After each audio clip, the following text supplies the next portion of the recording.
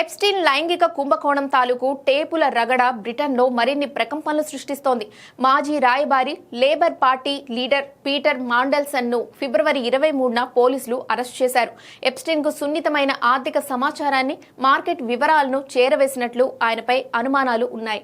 అనంతరం ఆయన బెయిల్పై విడుదలయ్యారు. అయితే 72 ఏళ్ల మండెల్సన్పై లైంగిక ఆరోపణలేమీ లేవు. అంతకుముందు కింగ్ చార్లెస్ తమ్ముడు మాజీ యువరాజు ఆండ్రూను లండన్ పోలీసులు ఫిబ్రవరి 19న అదుపులోకి తీసుకున్న విషయం తెలిసిందే.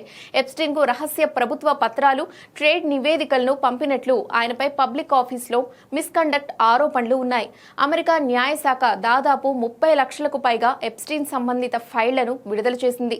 ఈ పత్రాల విశ్లేషణలో బ్రిటన్ కు చెందిన పలువురు ప్రముఖుల పేర్లు, ఎప్స్టీన్ తో వారికున్న ఆర్థిక లావాదేవీలు వెలుగులోకి వస్తున్నాయి. ఎప్స్టీన్ తన ప్రైవేట్ విమానాల్లో బ్రిటన్లోని స్టాన్స్టెడ్, బర్మింగ్హామ్, లుటన్ ఎయిర్పోర్ట్స్ ద్వారా మహిళలను తరలించారనే ఆరోపణలపై స్థానిక పోలీసులు విచారణ ప్రారంభించారు. ఈ వ్యవహారం బ్రిటన్ ప్రధాని కీర్ స్టార్మర్ ప్రభుత్వానికి సవాలుగా మారింది. పబ్లిక్ లైఫ్ ప్రమాణాలపై ప్రభుత్వం పార్లమెంట్లో కీలక ప్రకటనలు చేస్తూ బాధ్యులపై కఠిన చర్యలు తీసుకుంటామని స్పష్టం చేసింది.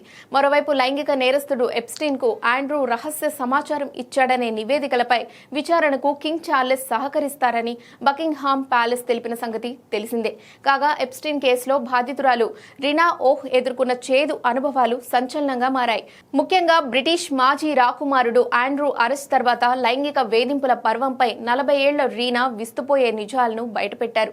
ఎప్స్టీన్ లాంటి పవర్ఫుల్ వ్యక్తి సామాన్యులను మానసికంగా బలహీనంగా ఉన్నవారిని ఎలా లోబరుచుకుంటారో, ఎలాంటి వేధింపులకు గురి చేస్తారో వివరించింది.